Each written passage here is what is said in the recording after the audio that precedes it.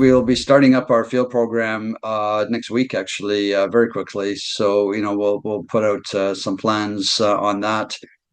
We had done a little bit of sampling previously as part of our due diligence, so we'll be releasing those results.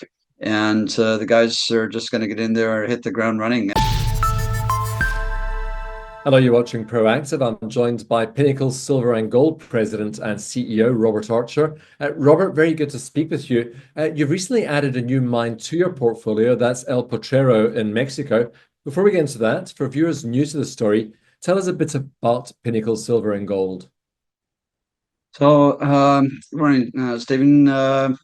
So Pinnacle is a relatively new company in a sense that we're is almost starting over with a slightly different focus, different business model. And the idea there is to go back to a business model that I know well, having co-founded Great Panther Silver previously.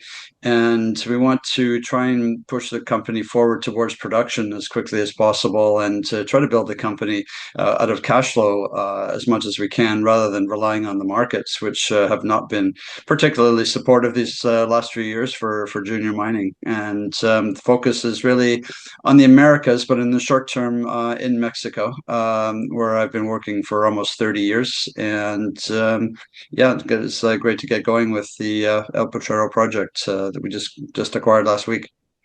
So tell us more about the projects and the potential you're seeing there, Robert, because you do say that it is a near-term production possibility. Mhm. Yeah, so it was in production back in the late 1980s, and there are uh, some underground workings there. It was in production on a relatively small scale. The owner built a 100 ton per day plant at that time, and although it hasn't operated for 35 years, the basic infrastructure for the plant is still there, and we plan to refurbish that and build it back up. And we can do that, I think, at relatively little cost and over a fairly short time frame. So the plan is to refurbish the plant, rehabilitate the old underground workings, which spread over about a 500-meter strike length, and get in there fairly quickly with diamond drill to start to prove up a bit of a resource, at least enough to allow us to pull the trigger to get back into production. And we think that we could be looking at about a 2 to 3 year time frame. And we would obviously need to permit it to do that. But given that it's smaller scale and it's a disturbed site because the plant is already there and the infrastructure and everything, so I think permitting should be that much faster. And it is underground, so smaller footprint, not open pit. And so that's basically what we're going to try to do. It's very high grade, about 10 grams per ton gold equivalent.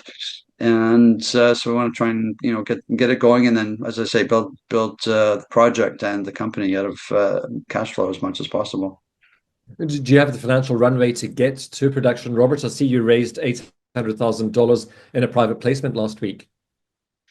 Yeah, that was really just the start. The stock exchange deemed this to be what they call a fundamental acquisition, and so they have all these guidelines and policies surrounding that, and we were somewhat limited in how much we could raise on this first financing. So we did raise 800,000, which I'm quite pleased with in this market, but we will need to raise additional funds going forward in order to get it to the production stage, as well as to conduct the drilling. But we're only looking at about probably $2 to $3 million to do that over the course of the next couple of years. So it's not a huge sum of money. We're not talking tens or hundreds of millions or anything.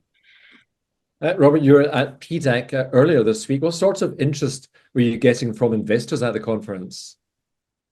So PDAC was very well attended this year, and the mood, I think, was somewhat upbeat.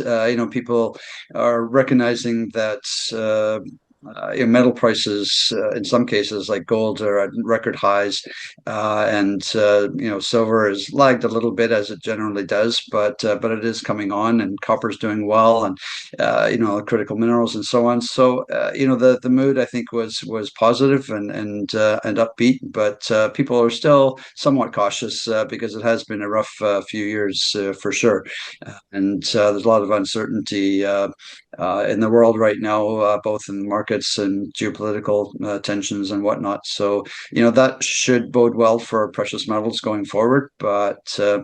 Um, yeah, it was good solid interest in the company, and I'm quite optimistic myself, going forward. So really looking forward to getting going with the new project.